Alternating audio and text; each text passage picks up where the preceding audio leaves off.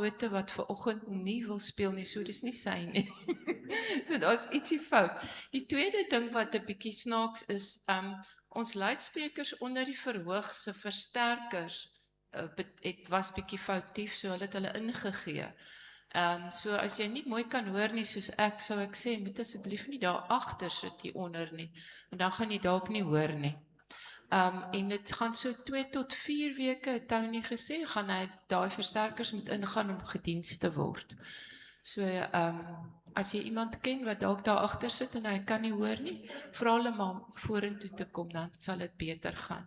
Baie welkom in die huis van die Here vanoggend, en ek herinner julle net, die diens word opgeneem, en dan daar is dalk, daar's geleentheid om 'n kersie aan te steek vir iemand as jy wil, en onthou asseblief die selfone, nê, om hulle af te sit. Goed, en kom ons gaan dan, en ek dink as Herberg aan see daar is, dan sê ons vir hulle ook goeiemôre en welkom by ons diens. Kom ons begin die lofprysing met God is hier teenwoordig. En julle moenie dink julle gaan nie sit en slaap nie, né? Ek het party waar die man sing en party waar die dame sing, so julle moet mooi oplet. Kom ons sing tot lof van die Here.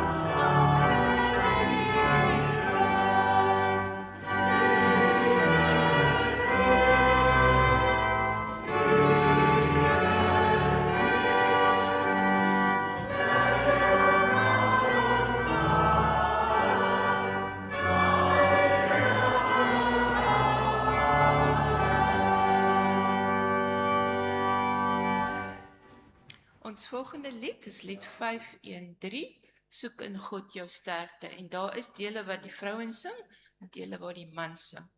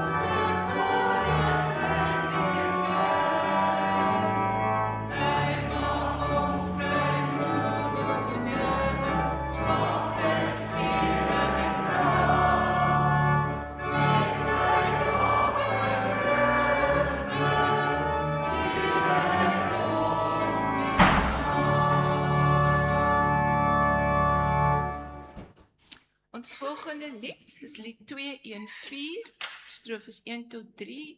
Here, ons sal U loof.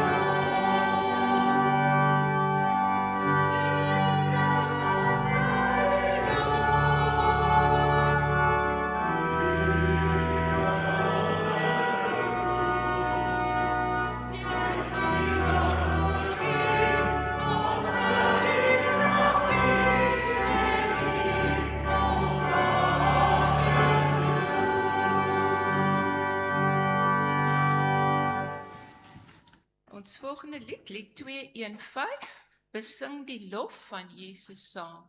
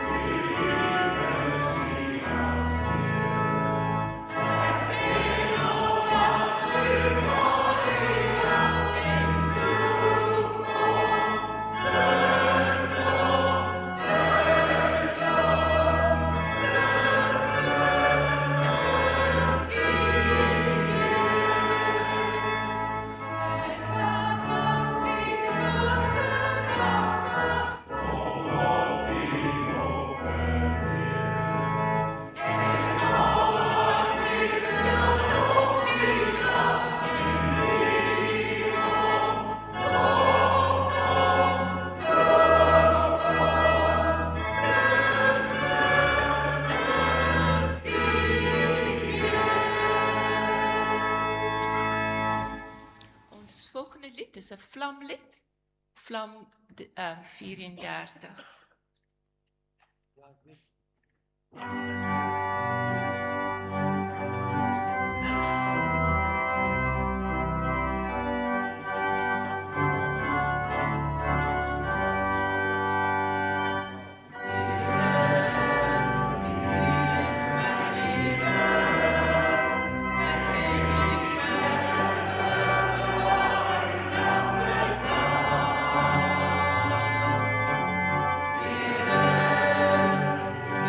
Is my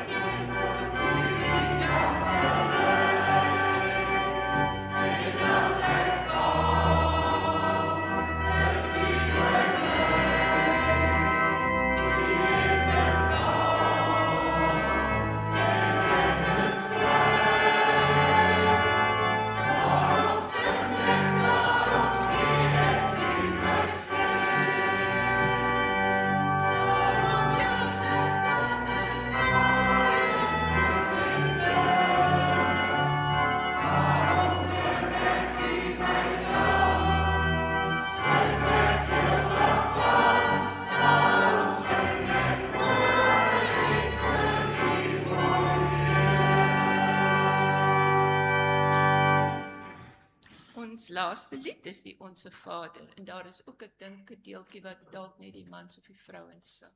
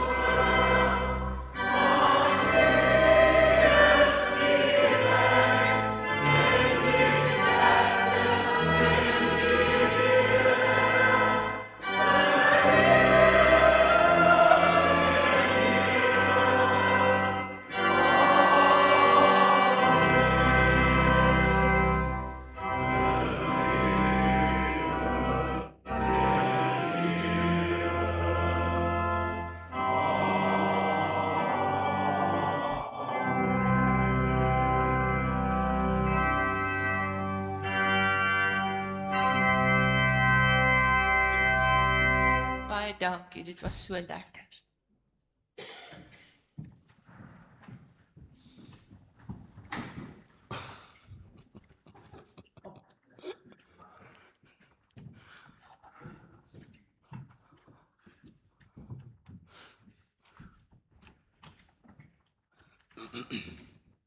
Goeiemôre. Baie welkom vanoggend in die erediens. En dan moet ek ook sê, almal wat hier is, kan julle self op die skouer klop, want dit vra nogal waagmoed om kerk toe te kom op Sondag. En ons het wonder hoekom waagmoed, want weet jy, as jy mens kerk toe kom, loop jy die risiko dat die Here ons verander deur sy woord. Elke keer wanneer ons Sondag hier by mekaar is. En dit is ook waaroor ons vanoggend gaan nadink, is oor die hele onderwerp van verander. Kan 'n mens regtig verander? En veral as jy begin grys raak, nou nie soos ek nie, maar soos julle, dan raak het mos al hoe moeiliker om te verander. 'n Mens dink mos maar, hoekom moet ek verander en kan ek verander? En ek praat van wesensverandering, né? Nie die kleur van jou hare nie, of lipstifie op jou lippe sit nie, nie daai tipe veranderinge nie.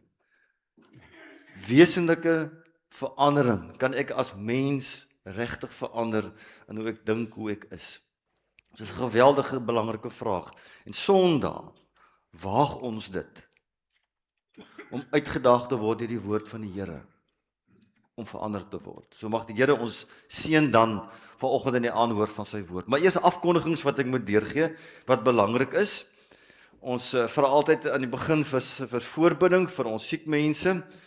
Ek sien daar onder die punt vir voorbidding, almal wat in die hospitale is, Dion van Staden van Franskraal, hy is in die hospitaal, en ons bid ook graag natuurlik vir ons mense in Herberg aan See, ons huis vir bejaardes, vir al diegene wat in die siekeboeg is, ons dra vir hulle ook aan die Here op. Dan is daar 'n punt medelee, ons het verneem dat Henny Groenewald is oorlede. U sal onthou, ons het 'n koster hier gehad, Henny Groenewald, dis nie hy nie, dis sy pa wat ook Henny is, wat oorlede is. So ons betuig ons opregte meegevoel teenoor sy mense, teenoor hom en sy ma Trudy, en mag die Here vir hulle omarm in die tyd. Dan 'n baie ander belangrike afkondiging is die ene oor ons proponent Rudiger van Huisteen, wat binnekort word hy bevestig as 'n dominee hier in ons gemeente, as 'n jeugdominee. Weet jy wie van u dit weet nie? Of die wat nie weet nie, sê ek dit nou vir u, binnekort hier in Augustus se begin word hy bevestig en dan is daar, jy sal sien op die skerm die verskillende datums en hy gaan baie preek hier in die begin. Ons mag nog nie dit laat uitlek nie. Hy gaan in die saal bevestig word en dan gaan hy hier in die kerk preek en die buiterondes doen, in Blompark doen, so hy gaan die hele tyd besig gehou word.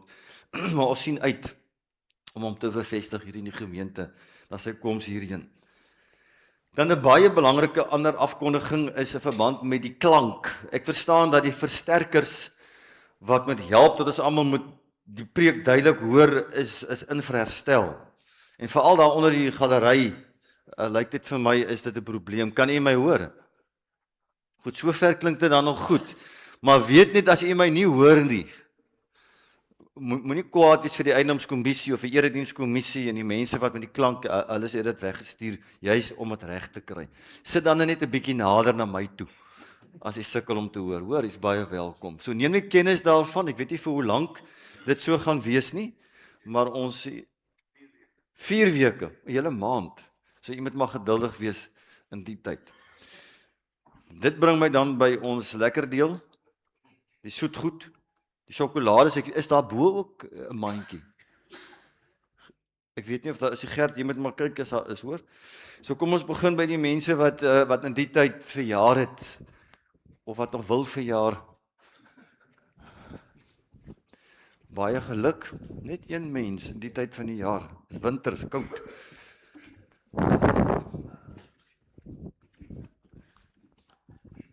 Baie geluk. Nog verjaarsdae. As daar mense boos wat verjaar het, baie geluk ook aan julle huweliksherdenkings, kan die mans onthou? Dan moet julle maar altyd baie geluk. Julle mag altyd kry. Nog huwelike? Baie geluk. Hoeveel jaar nou al? 19, kom mooi aan.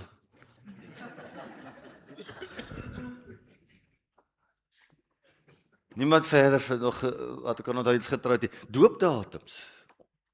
Dis ver terug, ek weet. Maar wie kan dit onthou op hierdie dag? Enige iemand? Niemand nie. Besoekers, mense wat vir die eerste keer hier is. Ag, baie welkom. Was vir julle elkeen ene?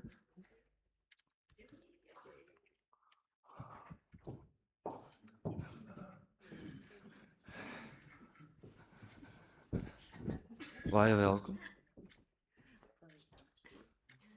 Nog mense wat voel julle is niet hierso? Mense wat voel hulle was lanklaas hier in die kerk? Niemand nie? Goed, lyk my ek moet een neem. Laat ek dit net hier neersit. Dit bring my by die kerse. Dus ons gebruik om 'n bietjie kerse aan te steek, is 'n simboliek vir dit waarvoor ons bid, wat vir ons belangrik is in ons lewe. Ek wil sommer hierdie boonste enetjie aansteek as ons eredienskers, wat ons bid dat die Here vir ons die diens sal seën, die aanhoor van sy woord. Maar hy wil moeilik brand vanmôre. Koud.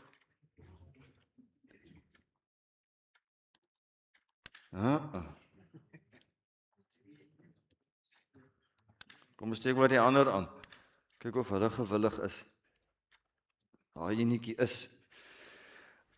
Ek dink vanoggend aan al die mense wat so vakansie hou, ons lidmate en vriende van ons almal en wat op reis is en op die paaie is. Ek wil tog graag ook vir mense wat in die tyd, families. Ek het gister gehoor van 'n tragiese ongeluk. Ek dink jy sou ook al gehoor het van die tipe goed wat gebeur. En moet herinner daaraan dat ons vir mekaar moet ook bly bid. Dat die Here sy seënende hand oor ons sal hou wanneer ons so gaan rondreis. En ek wil graag ook dan natuurlik soos gebruik ek vir ons eie land 'n kers aansteek, ons mense van ons land, dat ons altyd sal bly bid vir ons regering, vir ons medeburgers, vir onsself in hierdie land, om altyd anders na mekaar te kyk, met nuwe oë, met oë van naaste liefde wat die Here vir ons gee. En natuurlik wil ek ook hierdie kant die kersse aansteek vir die breër wêreld waarin ons leef. En ek wil ook vra dat ons nooit sal ophou om te bid vir die wêreldleiers nie. Meer wysheid, meer insig, meer mensliefde. Maar nou hierdie kers wil dan nou ook nie brand nie. Gert, jy moet ons ander kersse kry. Verbeel u die 2 kersse brand. Asseblief.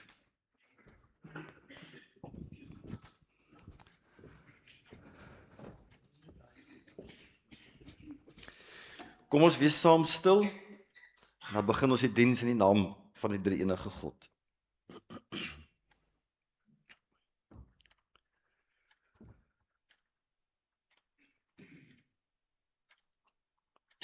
Kom almal wat dors is, kom na die water. En wie geen geld het nie, kom koop en eer. Kom koop sonder geld, sonder koste, wyn en melk. Waarom weeg julle silwer af, vir wat nie brood is nie? En bestee julle moeitevolle arbeid, aan wat nie versadig nie. As julle aandagtig na my luister, sal julle eet wat goed is, sal julle aan ryk kos verlustig. Maak julle ore oop en kom na my toe, luister, sodat julle kan leef. Die lewende God wat ons roep tot die lewe, jy het ons welkom in die woorde genade vir u en vrede van God ons Vader en die Here Jesus Christus deur die kragvolle werking van die Heilige Gees. Amen. Kom ons sing saam. Ek moes ons toetredingslied laat sing het. Ek het hom nou vergeet. Elise, kan ons hom nou maar sing? Dan sing ons sommer net daarna ook ons loflied, die 219, of kan ons maar net begin by 219? Maar by 219, nee. Kom ons staan, dan sing ons die 219, vers 1 tot 3, laat ons sing van ons verlosser, vers 1 tot en met vers 3.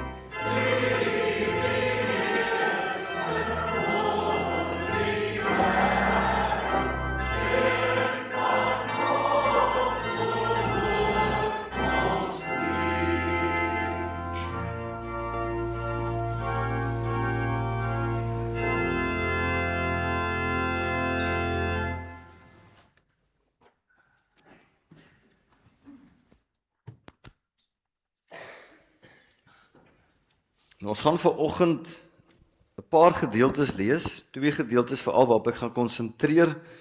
'n Gedeelte uit Lukas 9 en Handelinge 8. Ons kan later kyk na die versgedeeltes, maar voor ons uit die Bybel lees, word ons mos altyd saam stil, bid ons saam. En ek wil vanoggend vra dat ons in ons voorbereiding tot die hoor van die woord, in ons stil word, dit saam sal doen, deur die 255, die eerste vers, saam te sing. Woord van God, woord van die lewe, woord vir ewig vas en waar, woord onfeilbaar en verhewe, waarin God hom openbaar. Woord betroubaar, vas en waar, deur miskenning, deur gevaar, wat sou ons dan ooit laat bewe? In die woord het ons die lewe.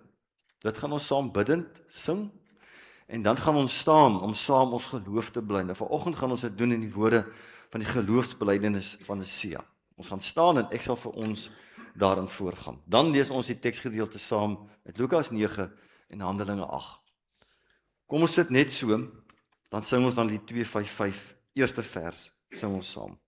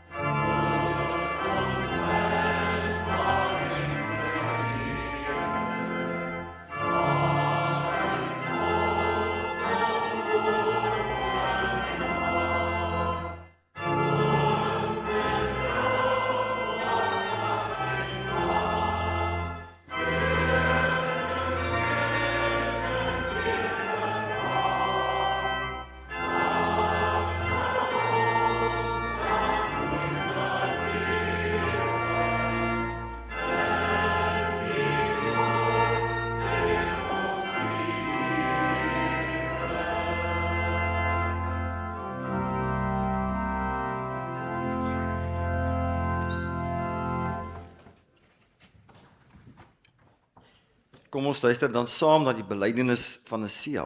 Ons glo in een God, die almagtige Vader, die skepper van die hemel en die aarde en van alle sienlike en onsienlike dinge, en in een Heer Jesus Christus, die eniggebore Seun van God, gebore uit die Vader voor alle tye, God uit God, lig uit lig, waaragtige God uit waaragtige God, verwek, nie gemaak nie, een in wese met die Vader, deur wie alle dinge ontstaan het, wat terwille van ons, die mense, en terwille van ons saligheid, neergedaal het uit die hemel, vlees geword het deur die Heilige Gees uit die Maagd Maria, en mens geword het, wat selfs vir ons gekruisig is onder Pontius Pilatus, gelei het en begrawe is, en op die derde dag opgestaan het volgens die skrifte, wat opgevaar het na die hemel, en wat sit aan die regterhand van die Vader, wat weer sal kom met heerlikheid, om te oordeel die wat nog lewe, en die wat reeds gesterf het, wie se koningsheerskappy geen einde sal hê nie, en in die Heilige Gees, die Heer en lewendmaker, wat van die Vader en die Seun uitgaan, wat saam met die Vader en die Seun aanbid en verheerlik moet word, wat gespreek het deur die heilige profete. Ons glo aan een heilige algemene kerk, gegrond op die leer van die apostels. Ons bely een doop tot vergifnis van sondes. Ons verwag die opstanding van die ontslapenis en die lewe van die toekomstige eeu. Amen. Kom ons sit weer, dankie.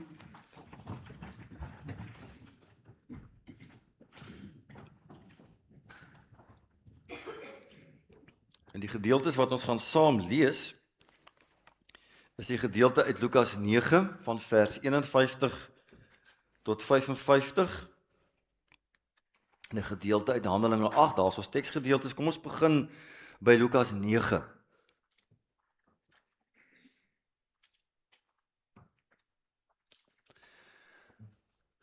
Toe die tyd vir Jesus se hemelvaart nader kom, was hy vasberade om die reis na Jerusalem te onderneem. Hy het boodskappers voor hom uitgestuur, en hulle het vertrek en by 'n Samaritaanse dorpie aangekom om daar vir hom voorbereidings te tref. Maar die Samaritane het hom nie ontvang nie, omdat hy doelgerig na Jerusalem op pad was. Toe die disippels, Jakobus en Johannes dit sien, sê hulle, Here, wil U hê, ons moet vuur uit die hemel laat neerkom, om hulle te vernietig. Maar hy het omgedraai, en hulle tereggewys. Hulle het toe na 'n ander dorpie gegaan. Die gedeelte uit Handelinge 8, vers 4 tot 8, die wat verstrooi is, het rondgetrek en die evangeliewoord verkondig. En Filippus het na 'n stad in Samaria gegaan en die Christus aan hulle verkondig. Toe die skare Filippus se woorde hoor en die teken sien wat hy doen, het hy eenparig aandagtig gegee aan wat hy sê. Want die onrein geeste in baie mense het met 'n groot geskree uit hulle uitgegaan, en talle verlamdes en krepeles is genees, en daar het groot vreugde in daardie stad geheers. Toe die apostels in Jerusalem hoor dat Samaria die woord van God aangeneem het hulle Petrus en Johannes daarheen gestuur. Hulle het gegaan en vir hulle gebid dat hulle die Heilige Gees mag ontvang. Want hy het toe nog op niemand van hulle neergedaal nie. Hulle was net gedoop in die naam van die Here Jesus. Hierna het die apostels hulle die hande opgelê en hulle het die Heilige Gees ontvang. Ons lees net daardie gedeelte saam. Ek verwys ook nie na 'n gedeelte in Handelinge 1 waar Jesus na die uitstorting van die Heilige Gees sê dat as die Gees oor julle kom, het Jesus vir sy disippels gesê, sal julle my getuies wees tot aan die uithoeke van die wêreld, onder andere in Samaria ook. Ons sal later weer daarna verwys. Nou die gedeelte wat ons saam gelees het, gaan oor die onderwerp wat ek aangekondig het reg aan die begin, oor die onderwerp van kan 'n mens verander? Kan ons van onsself sê dat ek wesenlik kan verander? Sommige mense is baie reguit daaroor en sal sommer sê, nee, dis nie so maklik nie. Maar ek wil die verhaal wat ons nou saam gelees het net vertel. Want ek dink die woord van die Here antwoord die vraag vir onsself, as ons die vraag sou vra. Miskien 'n vraag waarmee ons almal worstel. In die gedeelte wat ons gelees het in Lukas 9, hoor ons dat Jesus en sy disippels is op pad na Jerusalem. Nou hier is 'n kaart wat ter sprake kom, ek gaan nou oor die kaart begin praat. Hulle is op pad na Jerusalem, na die Paasfees, wat elke jaar plaasvind, en dan het die volk van die Here moes nou getrek van alle oorde af, en die mense wat noord getrek het afgetrek na Jerusalem toe. Maar baie interessant is, normaalweg het die mense dan getrek, daar's blou pyltjies wat aandui hoe hulle van die noorde afgetrek het na die suide, dan het hulle afgetrek tot ongeveer so in die noorde van Sichem, wat vandag Nablus is. Daar het hulle dan oos gedraai, oor die Jordaan getrek, en dan het hulle langs die Jordaan afgetrek, tot ongeveer in die omgewing van Jericho. En dan by Jericho het hulle weer wes gedraai, oor die Jordaan, tot by Jerusalem, om in die tempel die Paasfees dan te gaan geniet. Waarom het die volk gewoonlik so getrek, sou 'n mens wonder, né? En as jy na die kaart kyk, en jy ken die verhaal van die Samaritane en die Jode, kan jy verstaan waarom, want om reguit af te trek, moes hulle deur Samaria gaan. Nou vir baie eeue, was daar haat tussen die Samaritane en die Jode. Hulle het mekaar verag. Die Samaritane het geglo dat die tempel moes eintlik in Samaria gebou gewees het volgens die wet van Moses. En daarom het hulle nie gaan aanbid in Jerusalem nie. En die Jode was kwaad vir hulle omdat hulle nie kom aanbid het in Jerusalem nie. En so die haat teenoor mekaar gegroei. Ons ken hierdie onderlinge stryd, hierdie onderlinge ongelukkigheid tussen mense. En dan kom daar verdeeldheid en daar kom konflik. En dit het gebeur. Oor eeue heen was daar hierdie geweldige haat wat die Jode, die Samaritane as onrein mense beskou het. Aan wie jy nie raak nie, aan wie jy nie vat nie, asof hulle melaats is. Hulle skade weer, as dit aan jou raak, moet jy jouself gaan was, jy stap nie aan dieselfde kant van die pad as jy met 'n Samaritaan van voor af kom nie. En ons ken hoe Jesus self dikwels ook mense uitgedaag het en aspris was, want hy praat oor barmhartigheid, dan gebruik hy 'n gelykenis van die barmhartige Samaritaan. Jy kan daarom hoor hoe kontroversieel Christus was toe hy daardie gelykenis vertel het. Ons sien dit in Johannes 4, wanneer Jesus self dors is en hy by die put gaan sit en die Samaritaanse vrou daar kry, en Jesus met haar praat, was dit ongewoon, en dan drink hy nog uit haar beker water ook, wat ongehoord was. Jy verstaan die haat, die onmin, en hoe Christus self in sy hele lewe dit uitgedaag het. Dit is die geskiedenis wat afspeel. En daarom het die Jode nie deur Samaria getrek op pad na Paasfees nie. Hulle gaan aanbid, maar hulle is te kwaad vir mekaar. Maar wanneer Jesus in Lukas 9 ons die gedeelte lees, hoor ons dat Jesus reguit aftrek. Hy neem nie die ompad nie. Hy trek deur Samaria. En wanneer hy dan daar kom en hulle wil gaan slaap die nag, is hulle in die moeilikheid. Want dan is die Samaritane ongelukkig en weier om vir hulle herberg aan te bied. En onmiddellik is Johannes en Jakobus sommer ongelukkig en kwaad. So kwaad dat hulle vra, Here, moet ons vuur uit die hemel uit afbid, dat dit hulle kan tref. En dan het Jesus met hulle gepraat. Nou ongelukkig weet ons nie wat Jesus gesê het vir hulle nie. Wat die uitkoms was van daardie spesifieke situasie nie. Maar 'n mens kan dit miskien aflei oor wat Jesus vir hulle sou sê as ons Handelinge 8 nou deel maak van die storie. Want in Handelinge 8 lees ons na die uitstorting van die Heilige Gees, waarvan ons lees in Handelinge 1, het die gelowiges begin om die evangelie te verkondig oral oor in die wêreld waarin hulle leef, en hulle het mekaar gespat vanweë ook vervolging, en Filippus het ons gelees in Handelinge 8 eindig in Samaria, en daar verkondig hy die evangelie. Verkondig hy die storie van die verlossing, van hierdie Christus wat gekom het, wat gekruisig is, opgestaan het uit die dood, die Gees is uitgestort en mense se lewens word verander. Hy verkondig hierdie evangelie. Daar vind genesingswonders plaas. Die mense ervaar blydskap in Samaria oor die aanhoor van hierdie evangelie. En toe hoor Petrus hulle dit in Jerusalem. Hulle hoor van hierdie goeie nuus. En toe hulle dit hoor, is hulle gevul met blydskap om te hoor oor die wonderlike dinge wat die Gees bewerkstellig in Samaria. En dan stuur hulle, dan gaan Petrus en Johannes gaan dan om hulle te seën. Dieselfde Johannes wat vroeër die vuur afgebid het oor die Samaritane. Wanneer ons hierdie verhaal hoor, dan wonder 'n mens, wat het hier gebeur? Hoe het dit gebeur dat hierdie lewens van mense so vinnig verander het? Waar lê die antwoord?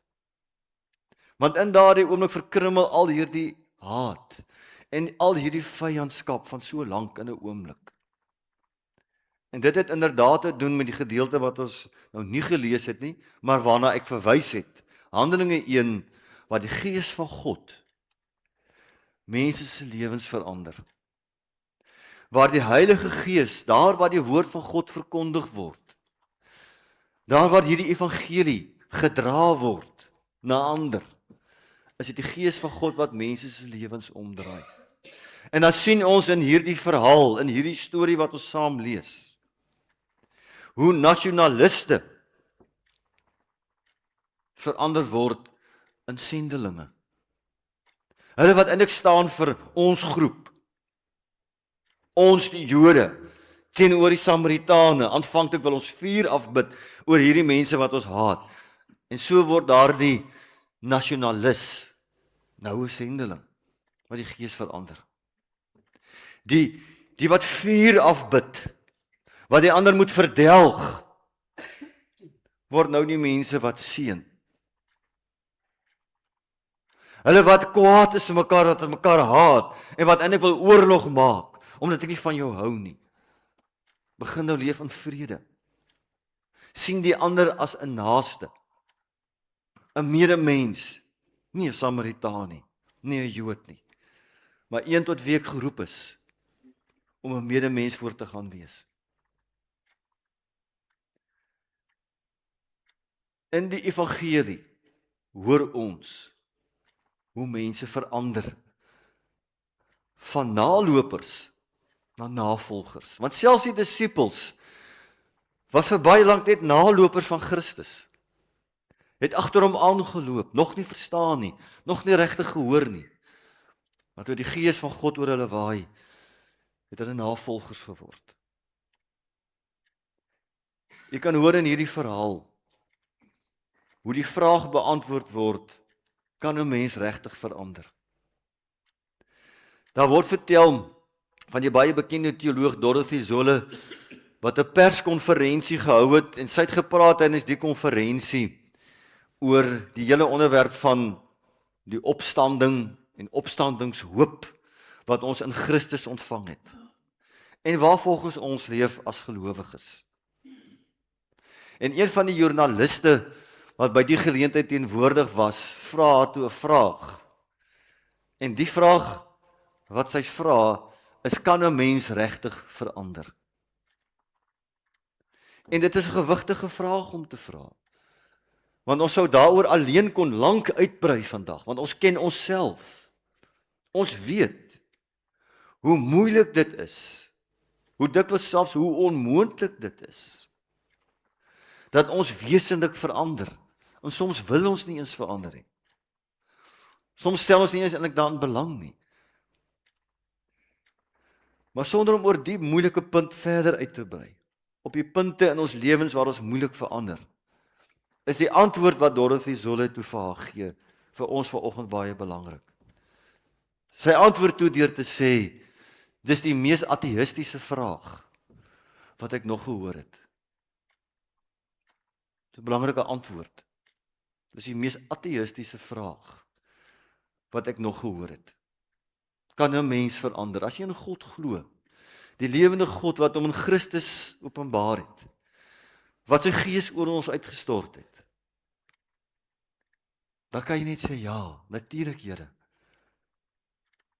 En mag dit ons antwoord ook wees. Here, kom verander my, kom vernuwe my voortdurend deur u Gees. Waarna toe? Na u gelaat. Nie na my eie nie.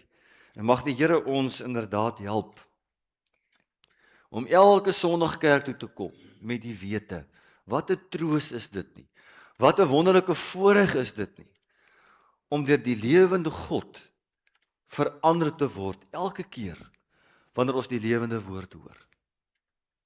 Die Here seën ons. Amen.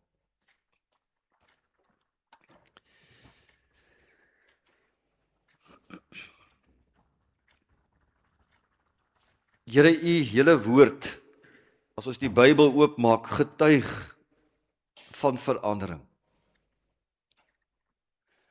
Toe Moses onseker was oor homself, toe hy hom roep tot leierskap, het hy hom verander tot 'n goeie leier.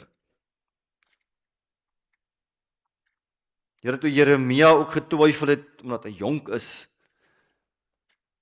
het hy ook daardie twyfel oor sy jeug weggeneem en hom geroep om profeet te wees. Thomas, wat getwyfel het of dit regtig u is, wat opgestaan het uit die dood, het u ook sy lewe verander tot 'n navolger.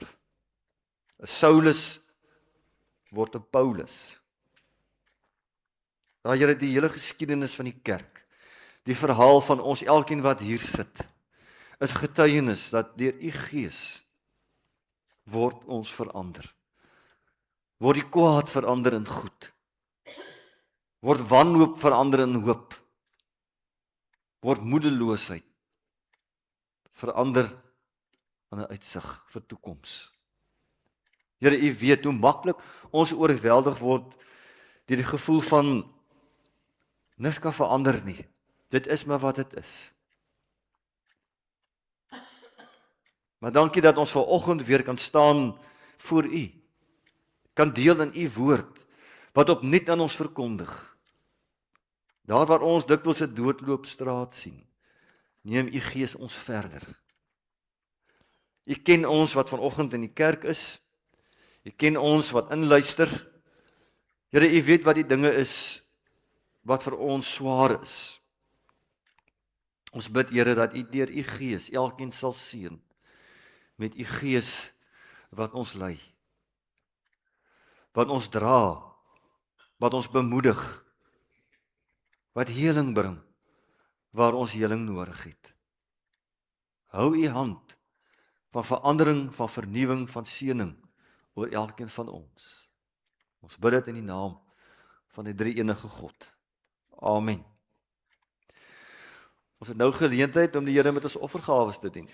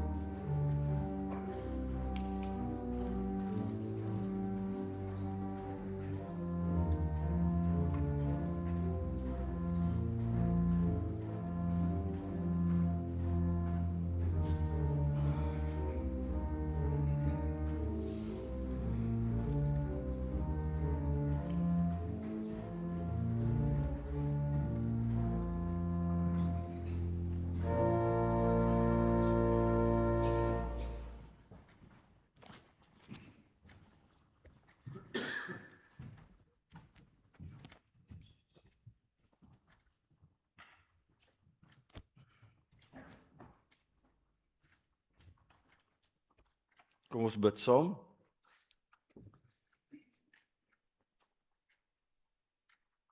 Here, ons offers maak ons diep bewus daarvan dat U vir ons goed is.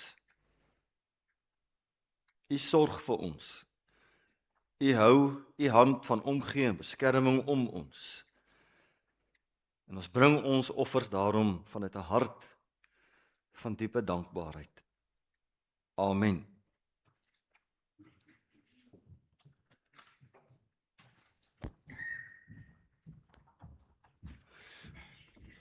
Ons slotlied vanoggend is lied 528. Lied 528 vers 1 tot en met vers 3. Leer my U wil, Heer, U doel met my, U pottebakker met my, die klei vorm my en maak my volgens U wil. Al 3 die verse van lied 528.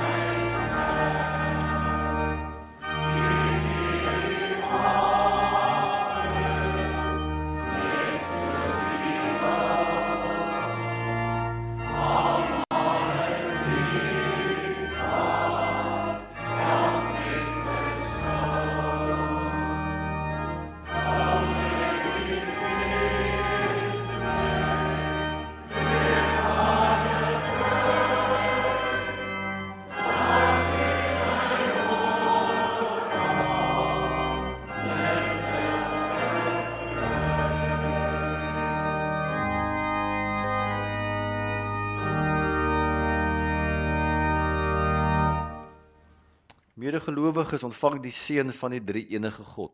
God die Vader, God die Seun, God die Heilige Gees seën ons met sy Heilige Gees wat ons verander en vernuwe om sy eer en sy beeld al hoe meer te wees.